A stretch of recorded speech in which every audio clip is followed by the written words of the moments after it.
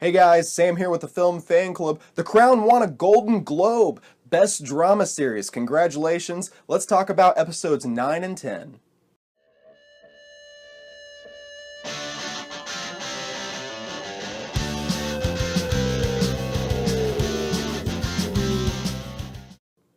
Okay, so in episode 9, there's this Russian situation escalating, pressures mounting on Winston Churchill to retire. What's going on with the world stage? Eisenhower, they just had to cancel this meeting with the president over talking about the Russians, and but instead we're going to focus on Elizabeth breeding horses. So we spend some time in episode 9 watching Elizabeth breed horses, and there's this guy Porchy, which I don't remember being introduced to earlier on in the show. Maybe I had, because there's a lot of characters and a lot of names that I forget. It's kind of like Game of Thrones.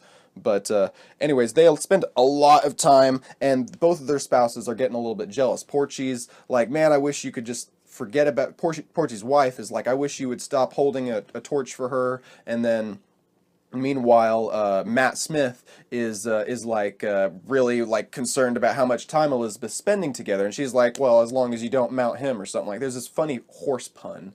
Oh, she says that he's like furniture. It wasn't a horse pun. She says that Porchy's just like furniture, and Matt Smith's like, well, as long as you don't sit on him. I was like, but anyways, Churchill's turning 80 and is also a control freak. There's the nice members of the Houses of Parliament ordered a painting to be made for him to celebrate his 80th birthday. So there's this. They send this artist out, and he thinks that the guy's a freaking like socialist. He's like freaking out about how, like, he's like, this guy's an assassin come to kill me, and it's like, dude, they're just trying to make you a painting. And anyways, if that wasn't enough, he keeps hassling the poor guy about his painting. He doesn't like the way it looks, and I'm like, dude, it just looks like you. It's really funny to get to see that. But as this keeps happening, it all just kind of makes Winston realize he's just getting old. He doesn't like it, because the dude, the artist, the guy who they commissioned to make the painting, wants to portray him as he really is, so it'll be like a capsule in this moment in time. But Winston wants a idealized version of himself to be shown to the people, which kind of shows what Winston's been about this whole time. He's been about... like Matt Smith had a monologue previously about, he's about this coat of paint over rust, just keeping everything together with the facade of everything's okay. If Winston's getting too old to be the prime minister, he'll just pretend that he's a young person and have all his paintings reflect him as being that. If you know, he's sick and has a stroke or something, he'll just hide it from Elizabeth. And, you know, if it's not there, out of sight, out of mind, you know, they hear no evil, see no evil. It's that sort of thing. So I guess what they show through this whole painting saga in episode 9 that Winston has to deal with is that he has to come to grips with getting old, and he does eventually resign because of it.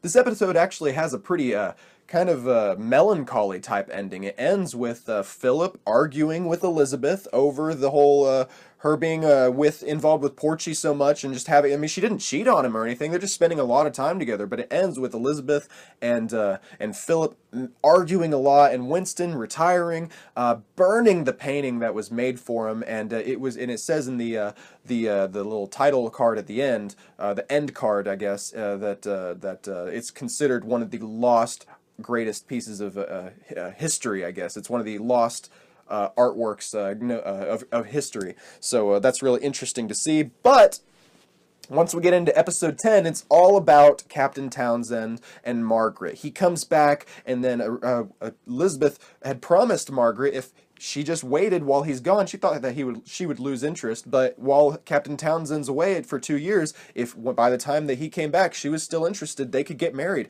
But it turns out, which is really funny, because we spent episode 7 like learning that she only knows about law and nothing about anything else, but now it's like she doesn't even know about law, because she didn't know that that's actually a thing that can't happen because the dude's divorced. So she has to kind of find a way to either disappoint her sister or disappoint the government, and what she eventually chooses is pretty annoying. She chooses the government over her sister, which kind of ties into the theme of why can't Elizabeth just take control? Why can't she? I mean, I looked up the law, and it was law. The law was put into effect in like the 1700s, so it is weird that she wasn't able to do anything about it. But I guess she's just nothing more than a figurehead. They can't really change the government. They just have to their lives suck because of it. So it really does suck. And they do spend that episode, the first episode, you see how they're supposed to never break this promise to each other. They make an oath as kids, and then Elizabeth still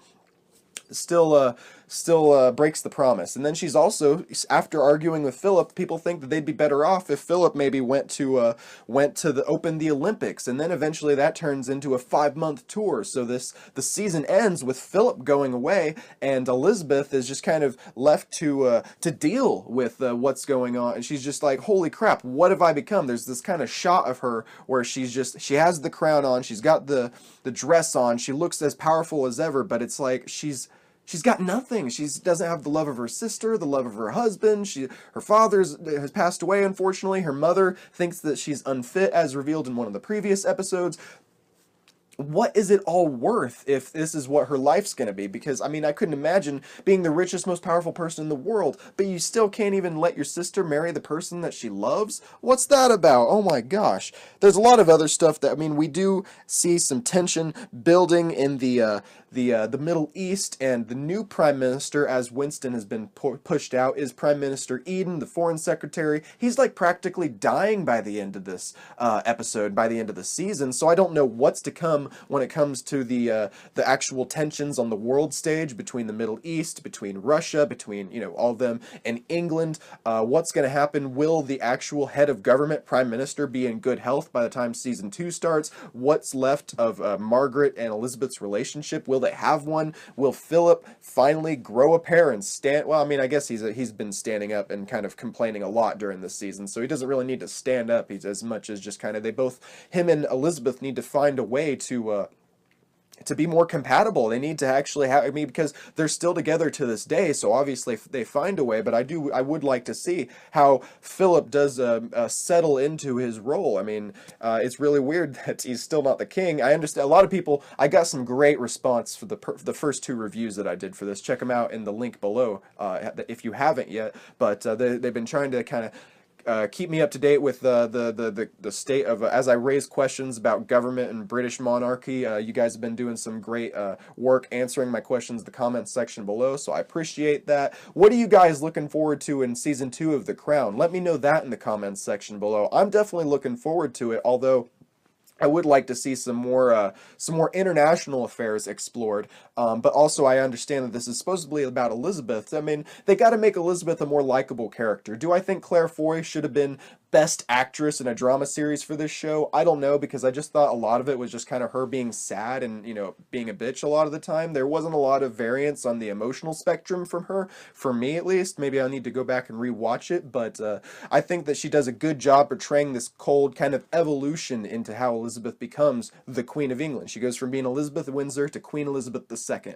So I think that by the end of this season, the transformation's complete. So it'll be really interesting to see how now she's become this cold-hearted person, how she uses that in future seasons. So I've really been enjoying it. I'm thinking about, I need something else to kind of get this political, you know, fill that void for the political drama kind of show. So I might rewatch season 4 of House of Cards and then do a review of that, and then review season 5 as well when that premieres next month. So check that out. Make sure you subscribe to this YouTube channel for that. And I'll see you next time, guys.